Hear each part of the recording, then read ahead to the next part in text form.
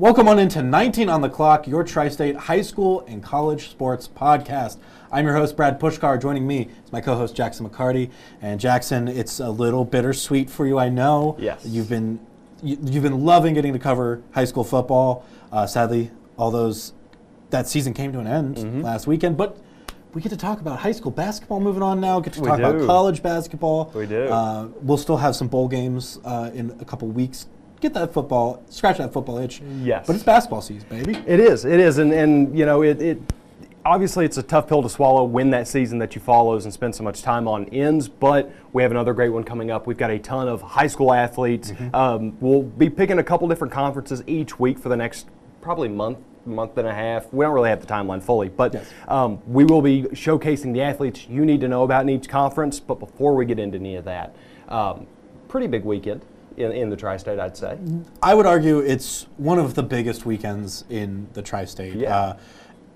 Also, just one of the biggest rivalries. I will still always say it's a top 3 rivalry in the country. Yeah, especially whenever you have that proximity, because it starts to feel, and I mean this truly as the biggest compliment, it feels like a high school rivalry. Yeah, a little bit. Because you can run into these guys at the grocery store. You know what I mean? And that bragging right is very, very pertinent to what's going on here. Or you run into them downtown when you're down at the banks or exactly. something like that. Yeah, exactly. Absolutely. And of course, we're talking about the Crosstown Shootout. Yeah. We're talking about UC, Xavier basketball, facing off. They are going to be playing at Fifth Third Arena on Saturday, 2 p.m. So I'm going to tell you about the tweet that I made earlier this month. Okay. That got more reactions than I've had in a little bit. I was replying to Northern Kentucky Bracketology, who I've had on the morning shows, talking about how you do the math behind building a bracket when you get closer to March, and at the time he was like, I think UC far and away a favorite, and I wrote, if UC loses this year, you'll see it'll feel in a way. The same way, like when Ohio State lost this year. Okay. And I don't want to say that UC is arguably like a number 2 team in the country. I do think they're pretty fairly ranked right now, 22. Okay. They've shown a lot of great spurts. Losing to Villanova, obviously a little tougher. Started seeing guys get healthy again and return. But to me, the biggest thing about this is that Xavier has 5 straight wins in this rivalry. Yes. And if you make that 6, and for Wes Miller never beating Xavier, like that's just not something you want to see as a fan. You know what I mean? Because I know how I would, or at least I could imagine, that most of our viewers will have a side of the fence to fall on. So I'm not going to use the exact terminology, but UC is trying to avoid a certain label that you would put on your younger sibling. Because the last half decade has kind of fallen into that grouping. So what do you think the Bearcats need to do to make sure that you can kind of start swinging this one back? Well, that's a great question, and he's committing. Let's talk about UC. Yeah, let's talk about them. So right now, 22 in the AP poll. Yep. 30 in the net rankings, which kind of gives you an idea of how the bracket's going to get built out long term. Ken Palm 17. Okay. Which is pretty significant. I always like looking at, it's kind of like when I always brought up those advanced statistics in college football. Ken Palm gives an interesting look at like how does luck play into a team and things like that. So I think the biggest thing is that Wes Miller, even in wins, has been very tough on this team. Even since they won at against Georgia Tech. He told the players, like, hey, that's not good enough. Like, we need to be doing better than this. Right. The ceiling is significantly higher. Even winning is still closer to your floor. Yes. And that loss to Villanova, I think, was a little bit of a wake up in a way of just like, oh, no, he is right. We need to be picking things up. Yeah. So another slight issue was the most recent game against Howard. Yes. 84-67 win, but only led by, I believe it was 4 points going into the half. Okay. And a team like Howard, no disrespect to them, but that isn't a team that UC should have been trailing at in the first half at all, let alone only have a 4-point lead coming out of it. Right. Obviously, you can have some cold shooting and things like that, where it's just a weird night. But it's like you gotta be depending on that defense, things like that. Well, and still on a weird night, the conferences and the general schedule layouts tell you all you need to know about who's supposed to be where. The rankings. Yes. For sure. Even on your worst night, it shouldn't be that close. No. Because if you have those title aspirations, if you are going to be a ranked team, if you are going to be almost in the top 15 on the Ken Palm, the effort has to be there always, and even whenever you can't shoot, somebody's down low, destroying or blocking, or whatever it has to be there. So, do you feel like the way Miller's taking this team right now, do you feel like that fire has been sufficiently lit, or do you think the Nova game was more or less a red herring? No, I think the fire is burning again. I think one nice thing too is getting Dan Skillings Jr. back in. He played against Arkansas Pine Bluff, hasn't been able to play since then. And my understanding is Wes Miller considered putting him in against Nova, decided not to, take it a little safer, let him recover on his own time. Yeah. He had limited minutes against Howard, but just getting back in there and kind of lighting things up, he's been a guy that the Bearcats have depended on, or have looked to for some leadership and guidance and dependability.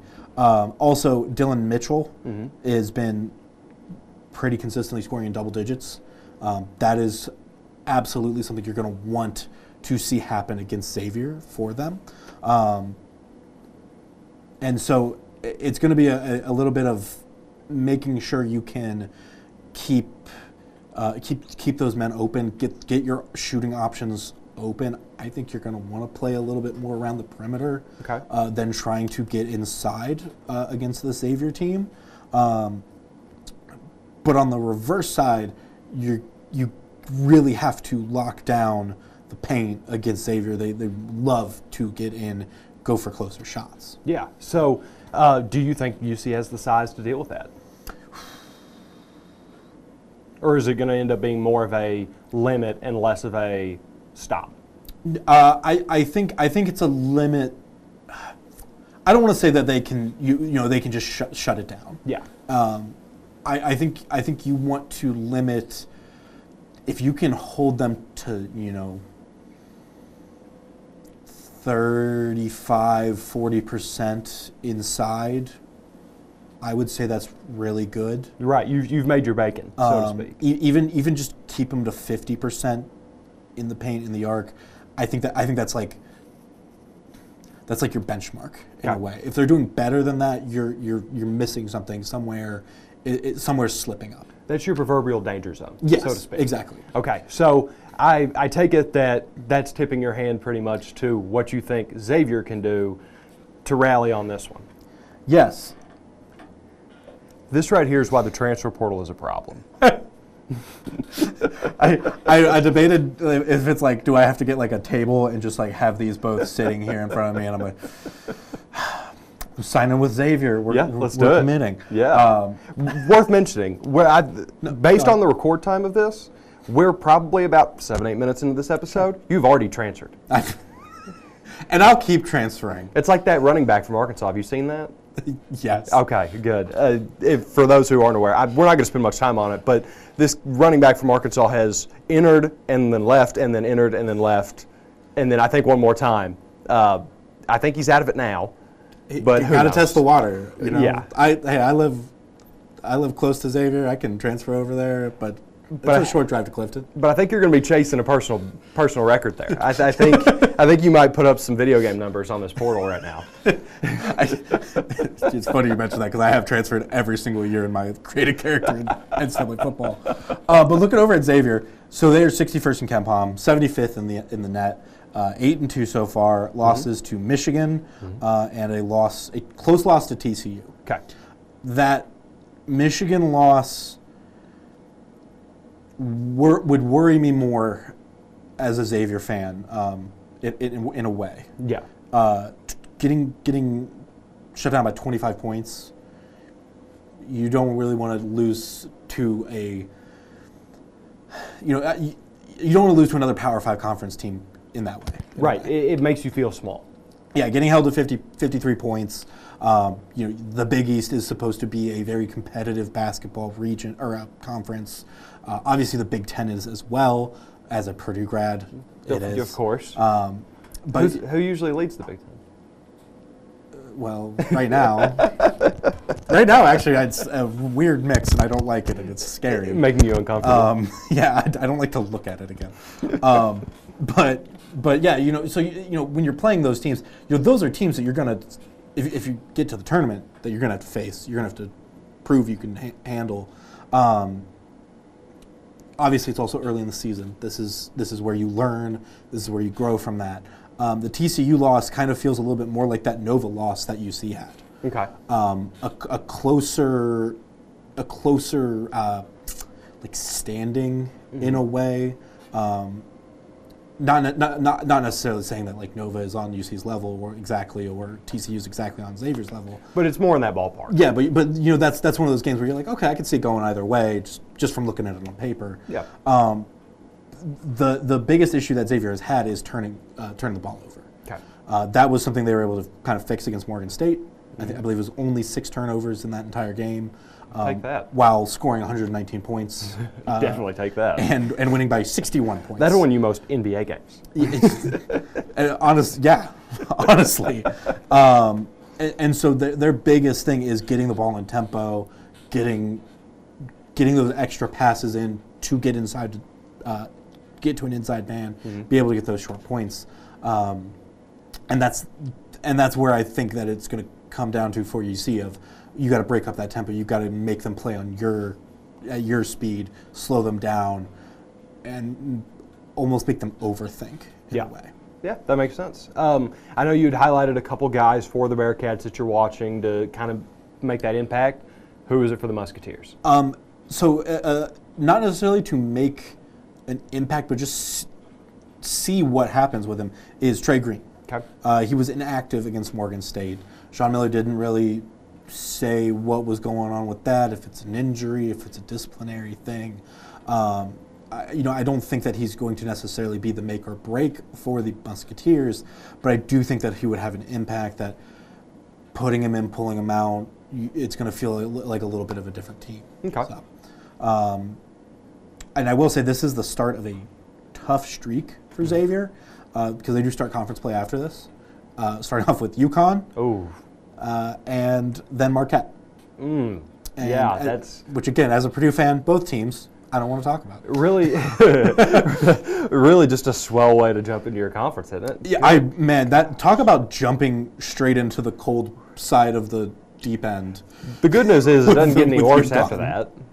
Except when you play them again. Well, right, but at least you'll have some time, yeah. To get your rhythm. At least you can kind of knock the hurdle, so to speak, out of the way early, then work into your rhythm for that next matchup. Yeah, absolutely. And so transferring back? I'm transferring back. Okay. If I have to make a pick, it feels like this is UC's year. Yeah. The team feels ready for this game.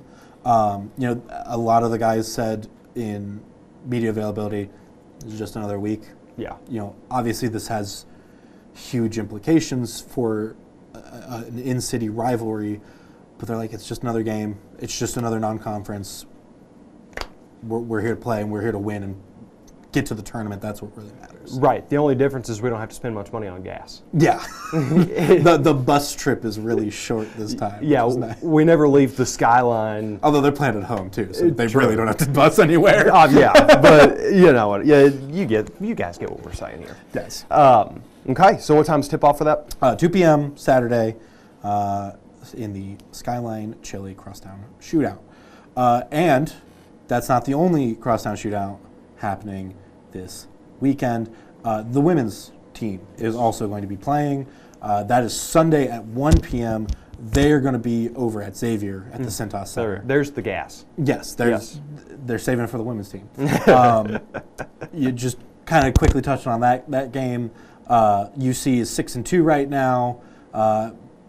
with 4-1 at home right now. Really impressive start, at least to protecting their own court. Yeah, been playing well at home. Only losses are to Seton Hall and FGCU. That just brought up so many tournament memories. Yeah. You forget about the Gulf Coast there for a second there. Yeah, every now and then. It's kind of like Texas A&M Corpus Christi. Where I'm like, oh yeah, that is a school. That's right. And Loyola Chicago, it slips my mind until tournament time, but it usually ends up popping back up. That's fair. Yeah. And then on the Musketeers side, currently on a loss streak, 4-5. Started off the season with a low-scoring game against San Jose State. Was able to win against Miami the next week. Other losses include Kent State, Eastern Michigan, Creighton, and most recently a loss to Bowling Green State University, 78-51. That was on Saturday. So they are getting a week to prepare for this game against the Bearcats. I'm not gonna sit here and pretend like I've really followed the women's side of the game as closely as the men's at this point. Yeah. But obviously this is something we'll be kind of picking up on. Like I said, I've been college football brained for so many months now that it takes me like a little bit of time in December to kind of rewire back of like, oh yeah, I got to get into basketball mode. And whenever I realized we were fully going into the basketball side of stuff, I was very much like, all right, now I've actually got to lock back in. Because, like you said, football, you catch the end of it, you're kind of in your mind, you're like, well, it's not going to hurt anything to miss the first couple weeks of basketball. And then you're like, oh no, So who now? That's good. Exactly. Tennessee's undefeated. Doing good for themselves. Hey, go Lady Bulls, sure. But again, so that is going to be, that'll be the sequel. Sunday, 1 p.m. At the Centos Center. So a good pairing of home games for both teams there. And then also with UC, I mentioned that with UC men's, I should say, I mentioned that Xavier's playing UConn Marquette. UC does have a game against UD, University of Dayton, and that's another big, exciting game. And if I'm not mistaken, the men's game is sold out at Fifth Third. So that's exciting. That's fun. Yeah, that's just good for the sport. Yeah, and it's also good to show that the city will always love those teams. Right. There's that forever connection that they're just happy to be a part of it. Yes, absolutely. So that handles our college basketball. That handles college for this week, and we'll obviously be bringing it in more and more. Still finishing up that Miami is still in a bowl. Ohio State is in a bowl. Of course. Could have multiple. Was there one other? Oh, Louisville is in a bowl as well. So we'll touch on those once it is the week of those games. We've got 2 weeks away from the first one, or a week away from the first one, I should say, because time scares me and moves faster than I think it does. It runs quick, doesn't it? Yes. But yeah, let's move over to high school now. Yeah. You're going to break down all the conferences here for us. The first one that you want to get into for us is the Eastern Cincinnati Conference, the ECC. Yes. So, quick disclaimer before we jump into any of this. We have 16 total athletes across the Greater Miami Conference and the ECC. Obviously, that is maybe a 2% of the conference, if even. Yeah. I am not going to be able to talk about every player that is going to be impactful for every team. But what we want to do, kind of like the 19 on 19, or the top 19 on 19 that the sports guys do, I want to just round up this collection. It'll probably be well over 100 athletes by the end of the year. Just who you need to know. Some of those people that, let's say you are a West Claremont parent, and you're getting ready for some tournament ball. It's like, what top players from wherever do I need to know? This is where you come for.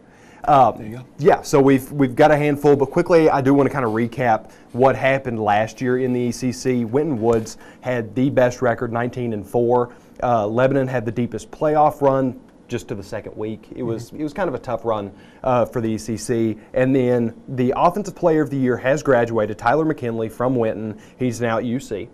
Okay. And then Gavin Dalen, who was the Defensive Player of the Year, he's now at Westchester University. So both of those awards up for grabs. and I've got a short list of guys that you should probably keep your eyes on, a Heisman list of guys, if you will. Okay. Your Heisman watch list? Right, yeah. All right. This is my preseason names to know, which obviously in season, but pretty much still preseason. The McCartys. Yeah, there we go. Yeah, maybe that'll catch on. Maybe we'll McCarty get some Awards. merch. Yeah, so all right. I mentioned West Claremont because that's who we're going to start with first. Okay. Rayshon Hubbard, he's a junior guard for the Wolves. He's 6'4". He's signed to, I have never been able to get this name right. Bellarmine? Yes. Okay. Bellarmine. The accent doesn't really congeal with it. It's all right. But last year, he led the conference in scoring, a little over 18 points. He had about 6.5-ish rebounds per game, and he's already got a hot start to this year, 24-12 against Talawanda. So, solid. most of these teams have only gotten 3 or 4 games under their belt to this point. One of the guys on this short list for the ECC hasn't even touched the court yet. So, seeing that early impact hasn't quite, been as available yet, but we do know that he is a walking bucket because he proved it as a sophomore last year. Yeah. The next name up I want to look at, senior guard Tommy Clark from Kings. He's about 6'3". He's been a 3-year impact player. He was averaging a little over 12 points as a sophomore.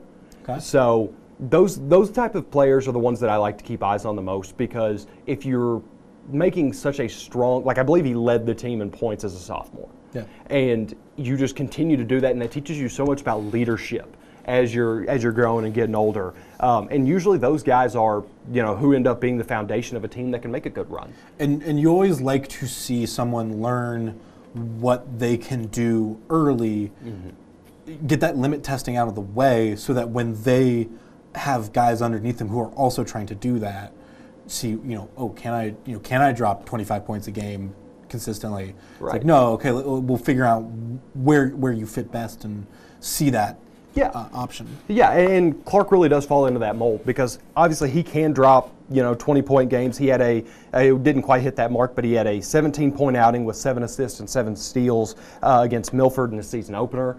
Nice. He led the ECC in steals last year, 2.6 a game.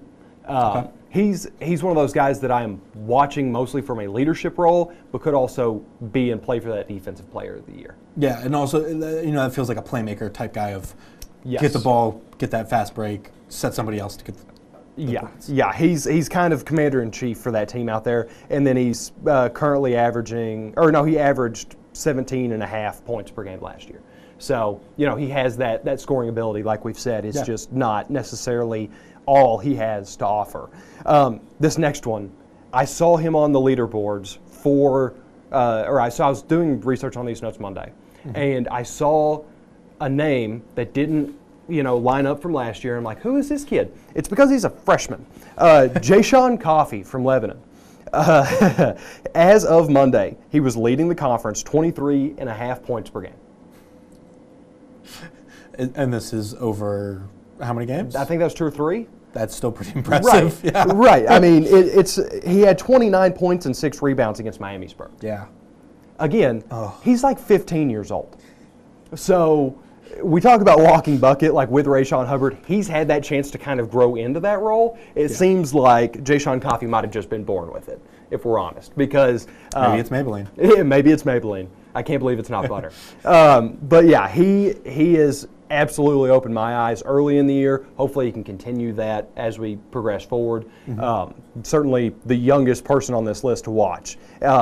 We got another guard coming up, senior Shea O'Toole, 5'11", 4th in the ECC for scoring last year, a little over 16.5. He missed 5 games throughout last season. So I'm hoping that a full, healthy slate is on his agenda for this year. Hopefully he can have that full run with the team, because I do think Turpin could be pretty good. The issue is he started off a little bit cold at this point in the year. 28% shooting in his first 2 games, but he's been active in other areas. 3 steals against Lebanon, and then 9 rebounds across both games. So even as a 5'11" guy, if you're pulling down 4 and 5 rebounds in your games, that's above what I think is that normal ask that you can really swing for him.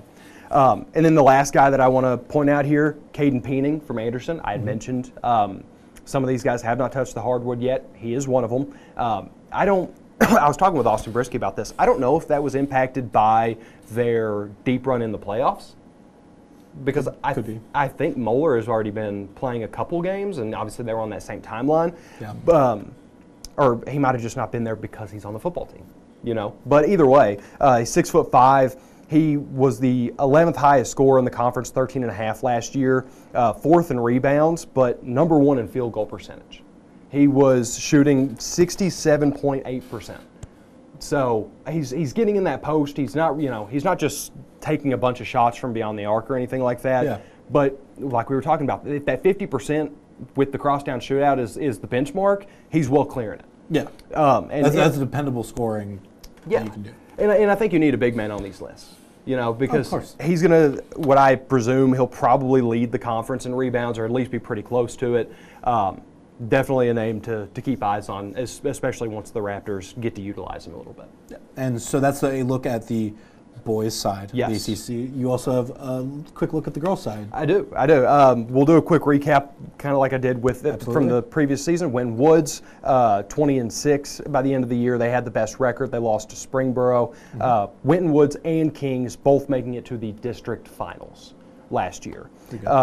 Offensive Player of the Year, Cassie Ingram for Kings. She's now at Marshall. And then Denia Trammell, Winton Woods, we'll be talking about her. Yeah. Matter of fact, she's going to be the first name we talk about. She is committed to Buffalo, but she is here with the Warriors for one last year. First team all-conference last season. I mean, obviously, being the Defensive Player of the Year, that'll do it. You'd hope. Yeah. I don't think they'd be scraping the bottom of the barrel too bad to, you know, try to line that out. But she was second in conference for points scored, 16.3. Okay. She had averaged about 5.5 rebounds last year, and it has been a massive jump so far.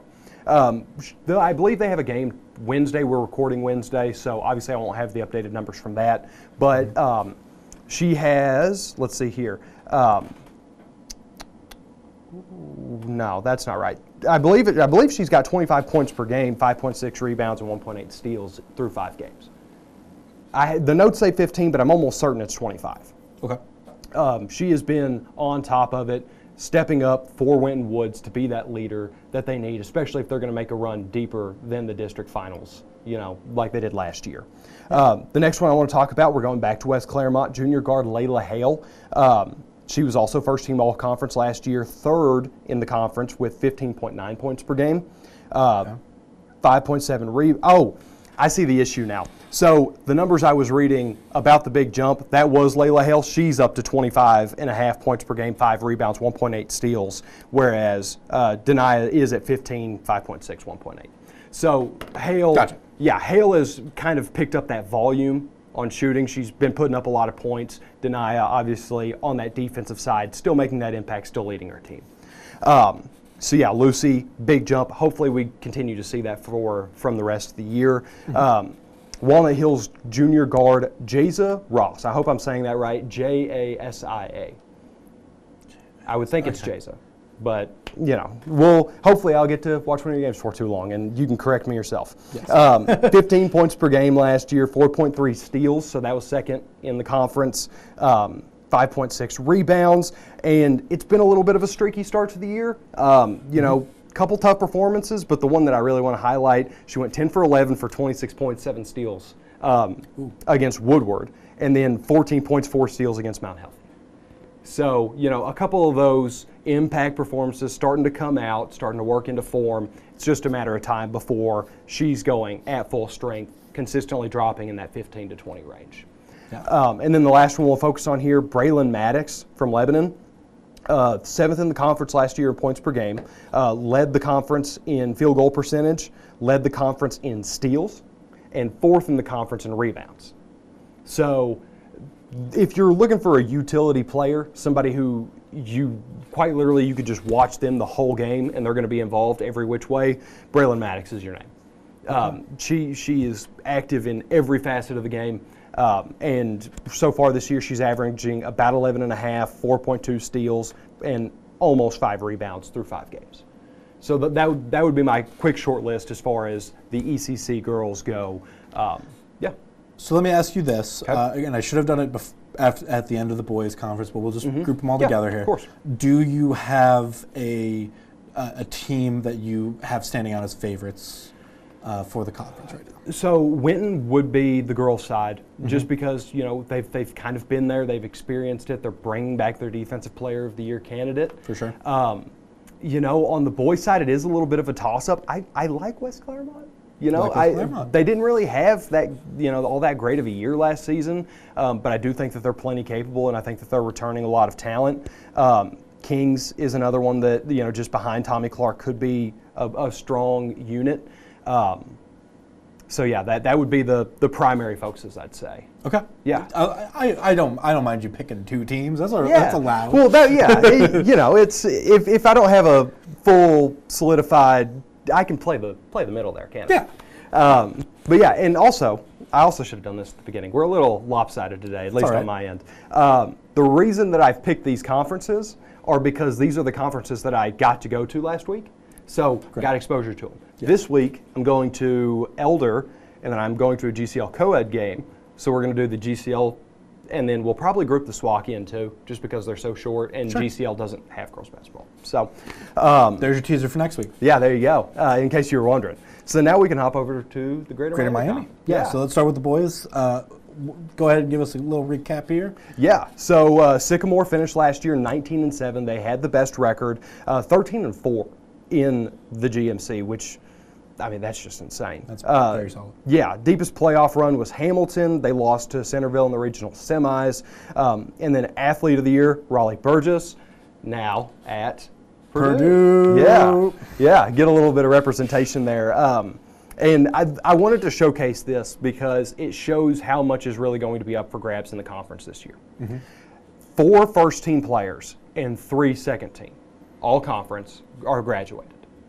Graduated last year? Yes. Okay. Yeah, so that's 7 total spots not occupied by anybody that's currently on a team that are going to be up for grabs. One of the guys that is returning that I think will probably have a pretty good shot to get in that Athlete of the Year, Trey Perry, Lakota East. I got to go to Lakota East game on Friday and got to see Trey Perry, and he is a bucket.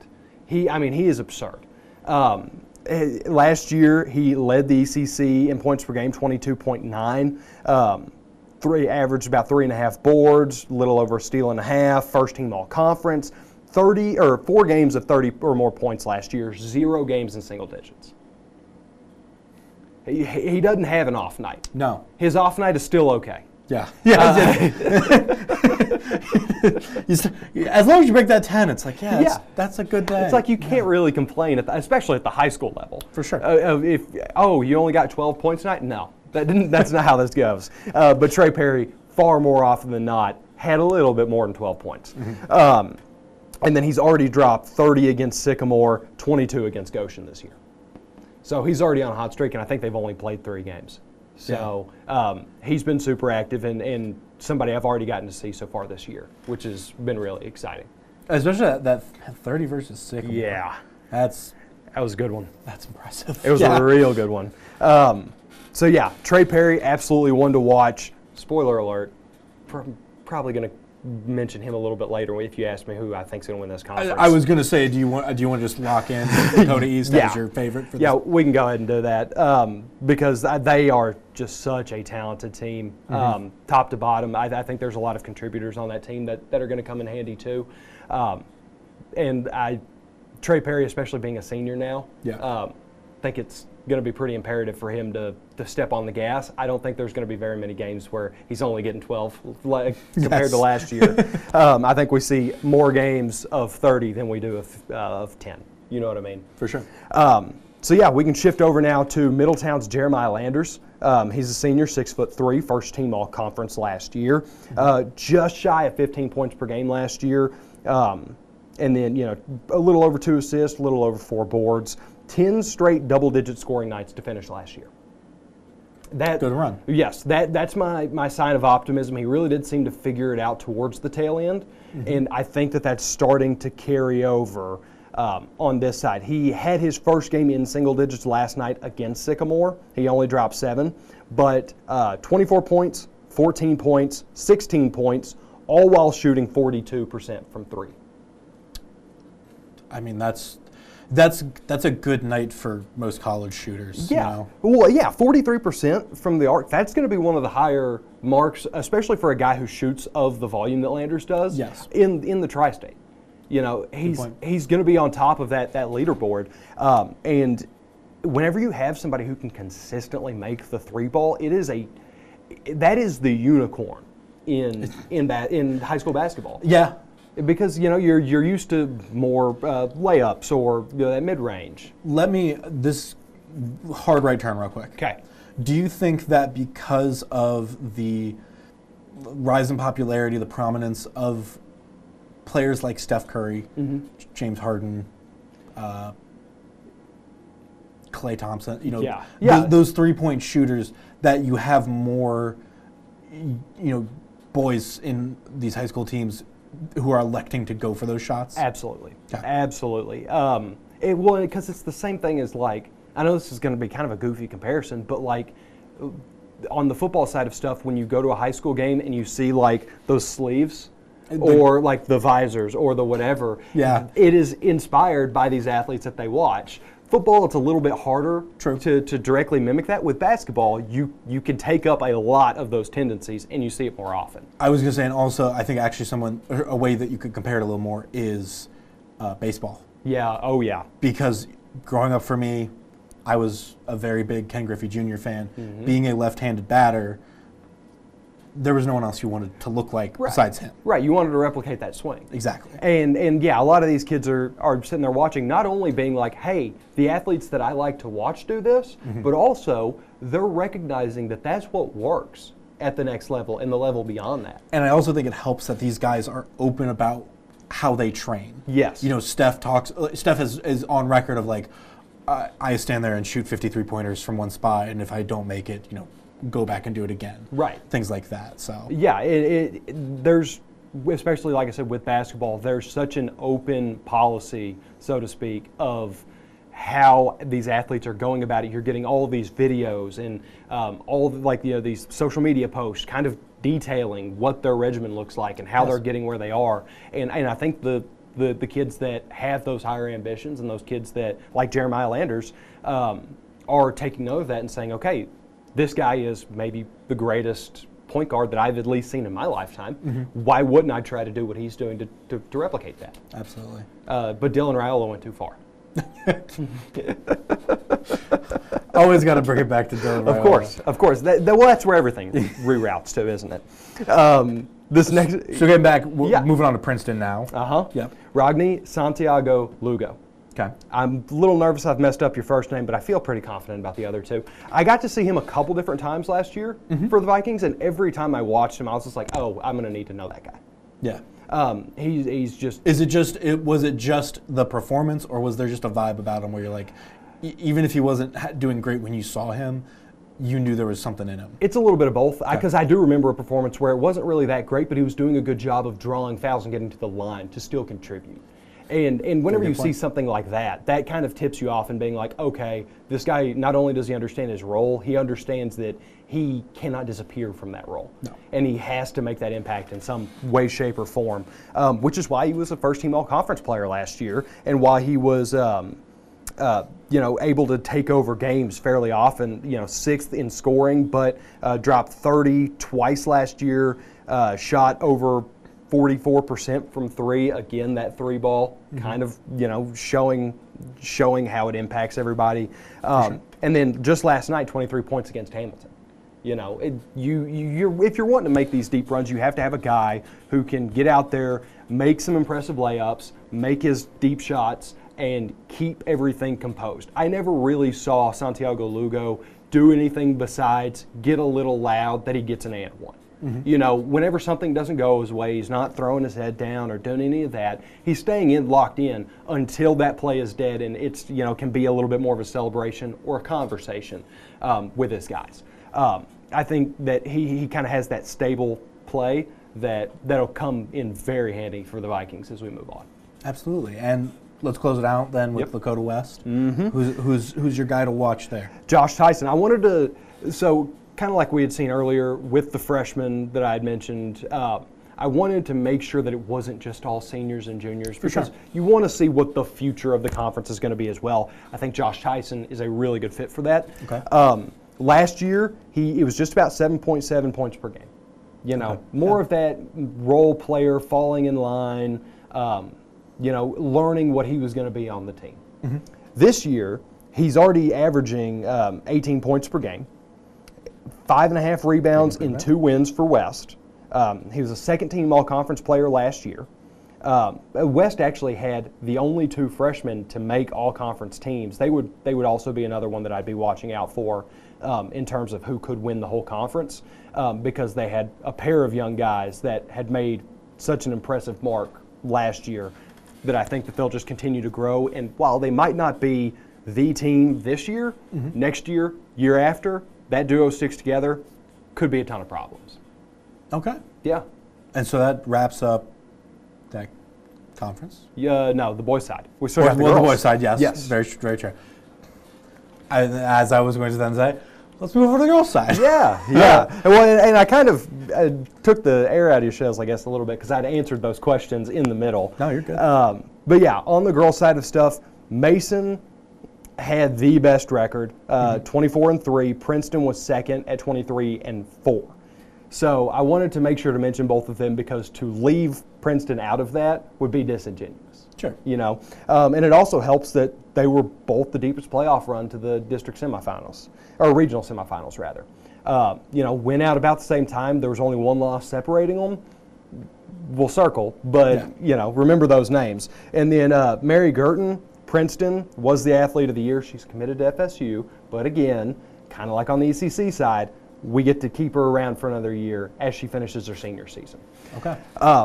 So the big thing with her, volume score, you know, to the max, 21.6 points per game, first in conference. I mean, one of the best scorers in the tri-state, does not matter what gender.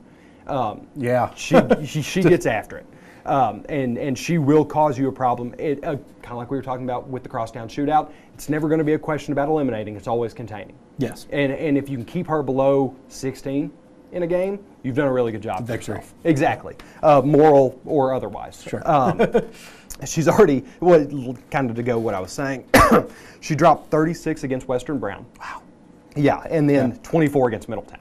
Yeah. And that's already this year. So she's already just immediately starting up, doing her thing, getting it rolling. And whenever you're the athlete of the year, you know. You got to come back and do it again. Right. Prove that you still deserve it. Exactly. And you can't miss this list. You would remove me and put somebody else in this chair if I didn't have Mary Girton on this list. Yeah. Because, I mean, how could you not?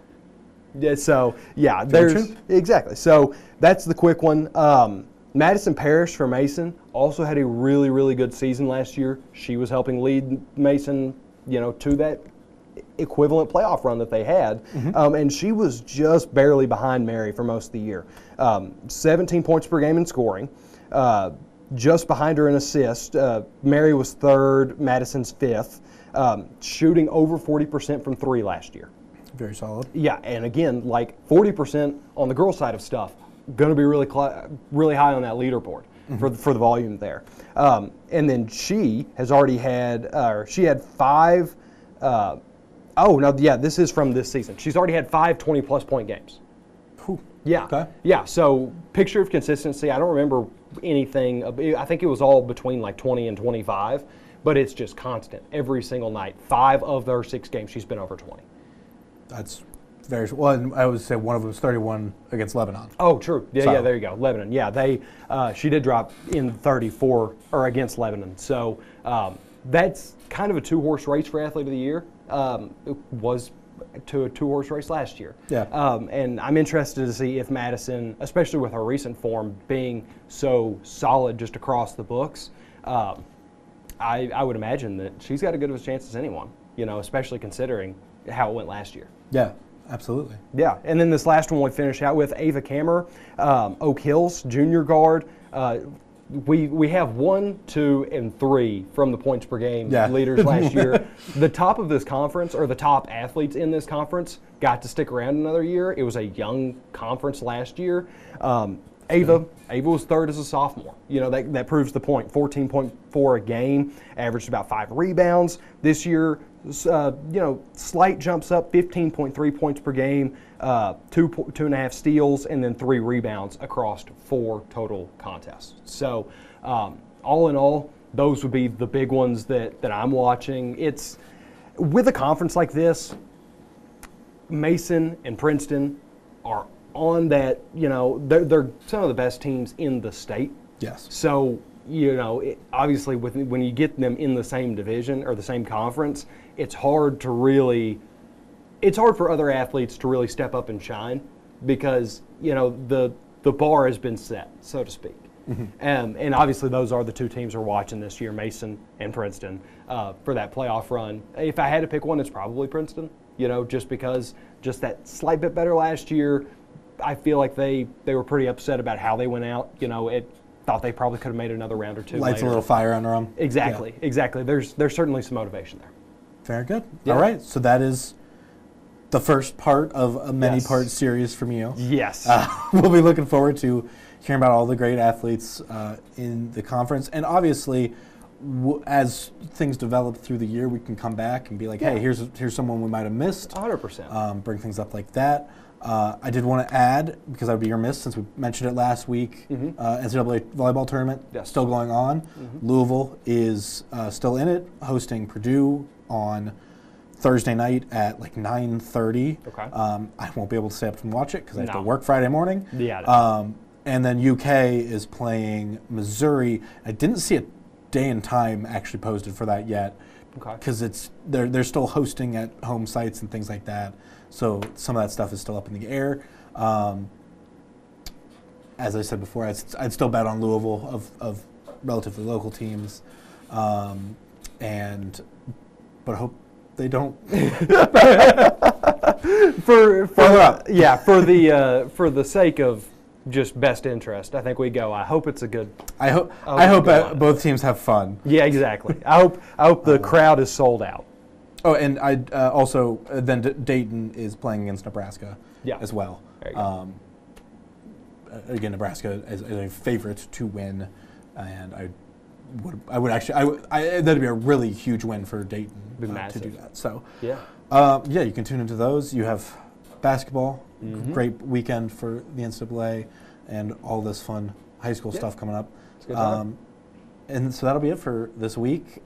As always, you can follow us wherever you get your podcasts. I know we're going to be making some changes on our back end that may make episodes available or unavailable for a short period of time, but they should be all there once we get through that. But you can always watch on YouTube. You can always watch on the Fox 19 app as well. Just go to the sports tab, 19 on the clock. And then we're on like all the Roku and streaming stuff too, right? Fire TV, things like Apple. That. Yeah, it pretty much. If you can't find us, it's not for lack of us trying. You know what I mean? We've got plenty of outlets there, and then like you said, the audio stuff might be a little weird, but it'll be lined out before long, and we'll try to keep you guys updated as we go through that process. Yep, absolutely. Thank you all for joining us. See you again next week. Yep, have a good one.